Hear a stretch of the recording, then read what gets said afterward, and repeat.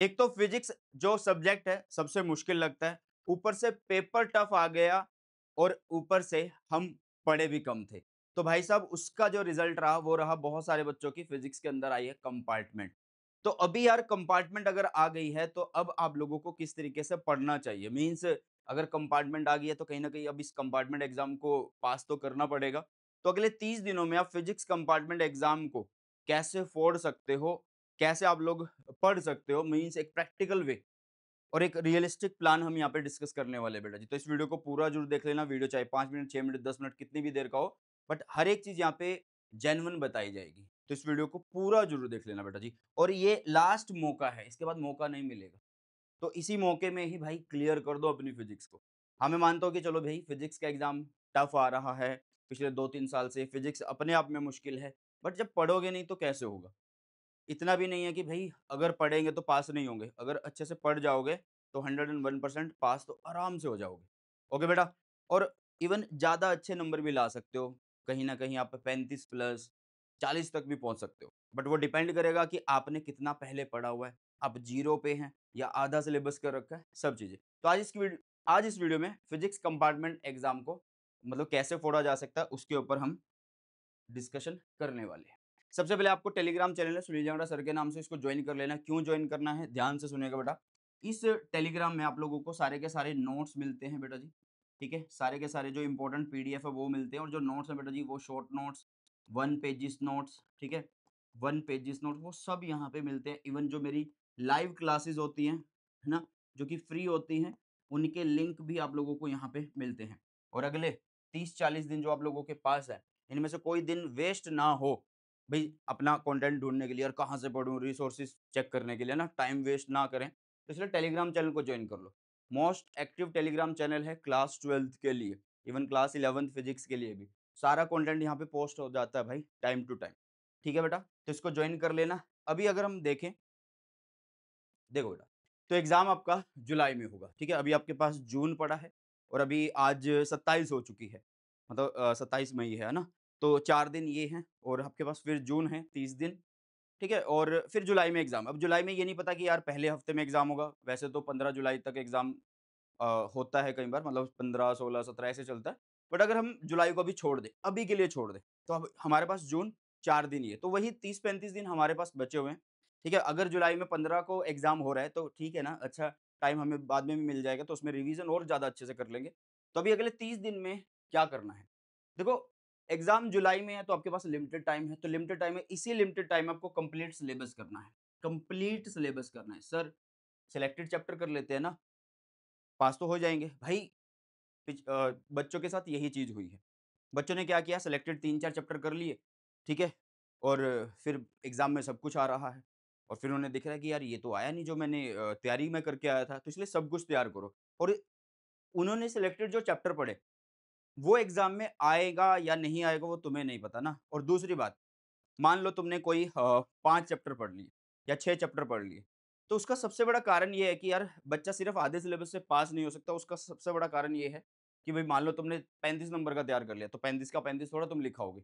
Exact कि लो भई 35 का मैंने लिख दिया है और 23 मेरे आ जाएँगे या 24 मेरे आ जाएँगे, नहीं ना।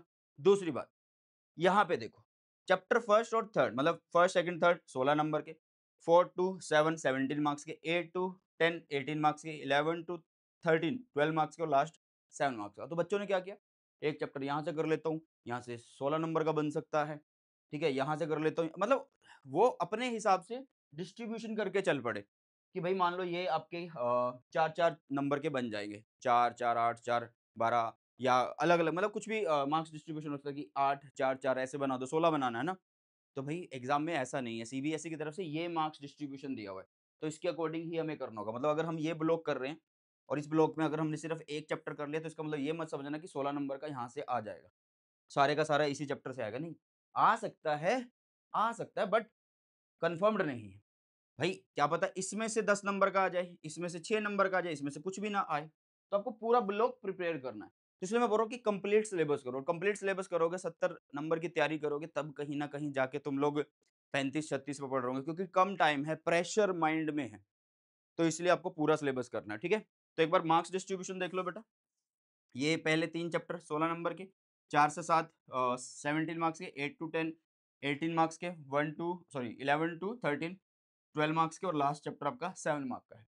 यहाँ पे आपको कुछ स्टार दिख रहे हैं, देखिए ये 11, 12, 13 और 14 में स्टार दिख रहा है, फिर उसके बाद इधर भी स्टार दिख रहा होगा आप लोगों को, इधर स्टार है, इधर 8 पे स्टार है। तो बेटा ये जितने चैप्टर मैंने स्टार लगा के लिखे हैं यहाँ पे, जैसे कि ये, ये, ये और ये तीनों चैप्टर और ये लास्ट चैप्टर, तो ये सारे के सारे आसान चैप्टर हैं। आसान किस वे में?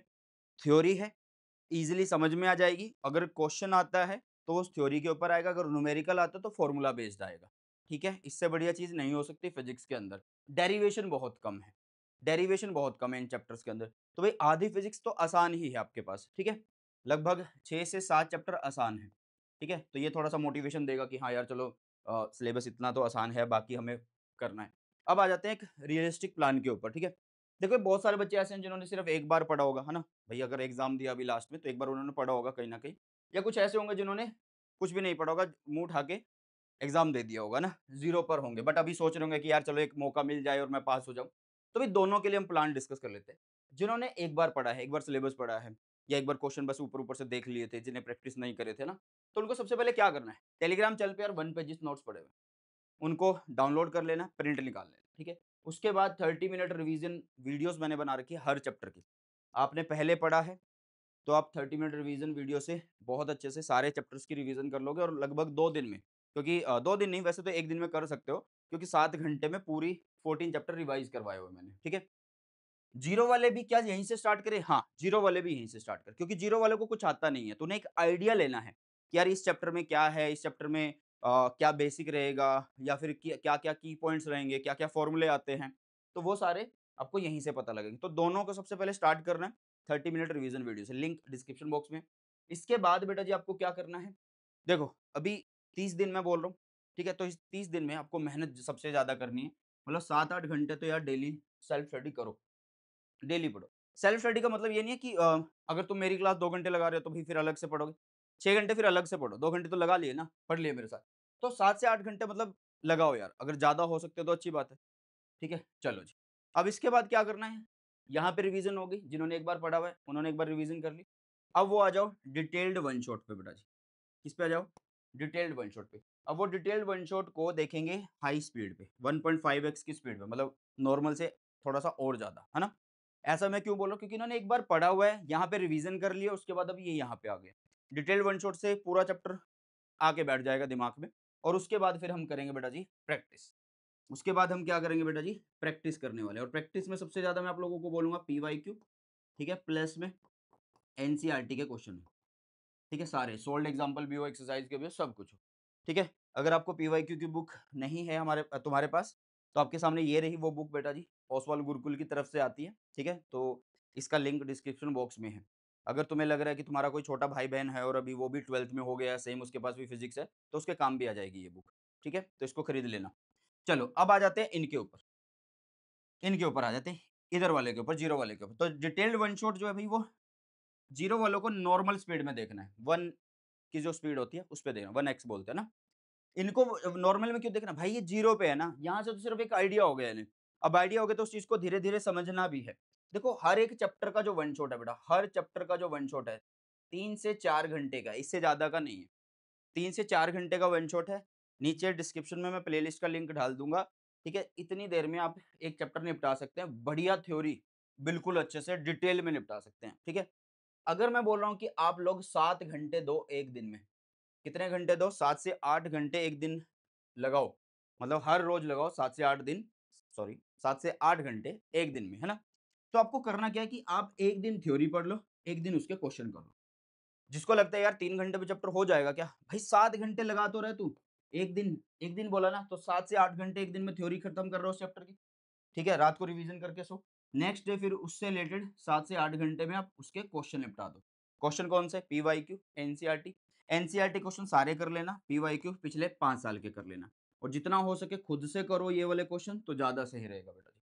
ठीक है? तो ऐसे ही इनको करना है। एक दिन एक चैप्टर, ठीक है? मतलब उसकी थ्योरी, फिर उसके क्वेश्चन बेटा जी, और क्वेश्चन के लिए बुक ऑलरेडी बता दी है। इसके अलावा अगर तुम्हें लगता है कि नहीं सर हम आपके साथ लाइव क्लासेस में पढ़ना चाहते हैं, तो बेटा मैं आप लोगों को एक बात बताता हूँ। देखो 7 से 8 घंटे तुम पढ़ो, 7 से 8 घंटे तुम पढ़ो, ठीक है? आप पूरा सिलेबस कर सकते हो अगले 30 दिन में। लेकिन अगर मैं बोलूँ इनमें से सिर्फ़ तुम मुझे डेली के 1 घंटा अपना सेल्फ स्टडी का मुझे दे दो, ठीक है? अगले 30 दिन तक, तो मैं आपका आधा सिलेबस करा दूँगा। हाफ सिलेबस मैं आप लोगों का करा दूँगा। हाफ सिलेबस करा दूँगा मतलब पूरी थ्योरी, पूरे उसके बढ़िया वाले क्वेश्चन, पीवाईक्यू से ऊपर उठ के जो जेईई मेन्स के क्वेश्चन होते हैं, वो वाले करा दूँगा। ठीक है? तो उसके लिए बेटा वीआईपी बैच है हमारा। मतलब crash and crack physics in 30 days के नाम से ये बैच है। लिंक डिस्क्रिप्शन में है इस बैच का। सबसे पहली बात कि बैच का प्राइस बिल्कुल कम रखा गया है, 499 में रखा गया है बेटा जी। ठीक है? आपको बस ये कोड यूज़ करना है, नहीं तो ऑटोमेटिकली कोड मिल ही जाएगा नीचे, लिंक में ही मैं डाल दूँगा और 2 जून से ये स्टार्ट हो रहा है और 5 जुलाई तक हम इस बैच को चलाने वाले हैं। ठीक है? 2 जून से स्टार्ट हो रहा है बेटा जी और 5 जुलाई तक हम चलाने वाले हैं। बट मैं पहले बोल रहा हूँ 1 से 7 चैप्टर मैं इसमें कराऊँगा, थ्योरी प्लस में क्वेश्चन कराऊँगा। बहुत सारे बच्चे बोलेंगे कि सर आप महीने में पूरे सिलेबस क्यों नहीं करा रहे हो? हम भी तो कर रहे हैं। भाई तुम 7 घंटे पढ़ोगे, मैं तो सिर्फ तुम्हें 1 घंटा पढ़ाऊँगा। तो 1 घंटे में अगर मैं देखूँ, तो मैं क्या करूँगा 1 घंटा आज पढ़ाया एक चैप्टर, सेकंड डे फिर चैप्टर फर्स्ट मतलब 3 से 2 दिन, 2 से 3 दिन आपकी थ्योरी पे लगाऊँगा, 2 से 3 दिन आपके क्वेश्चन पे। तो आधा सिलेबस बढ़िया तरीके से आराम से मैं करा दूँगा। तो बाकी ये फिर सेल्फ स्टडी खुद से करके बाकी बचा हुआ सिलेबस भी कर सकते हो, जिसमें से मैंने बता दिया 11 टू 14 आसान चैप्टर है, 8वाँ आसान है ना? तो 5 चैप्टर तो बिल्कुल आसान ही है। तो फिर आधा सिलेबस मेरे साथ अगर करना है तो वीआईपी बैच ज्वाइन करो आज ही बेटा जी, लिंक डिस्क्रिप्शन बॉक्स में आप लोगों को मिल जाएगा, ठीक है? तो ये एक रियलिस्टिक प्लान है, अगर आप खुद से पढ़ना चाहते हो तो वो भी बता दिया, अगर आप मेरे साथ पढ़ना चाहते हो तो वो भी देख लो बेटा जी। बोर्ड के ऊपर ही क्लास होंगी, लाइव क्लासेस, ठीक है? बहुत अच्छे से पढ़ेंगे इसके अंदर, तो एक बार से ज़रूर से चेक कर लेना और मैं तो यही बोलूँगा अगर फिजिक्स में फोड़ना है, तो भाई ज़रूर से इस बैच को ज्वाइन करो, ठीक है? मिलते हैं नई क्लास में, सुबह टेक केयर, जय हिंद, वंदे मातरम।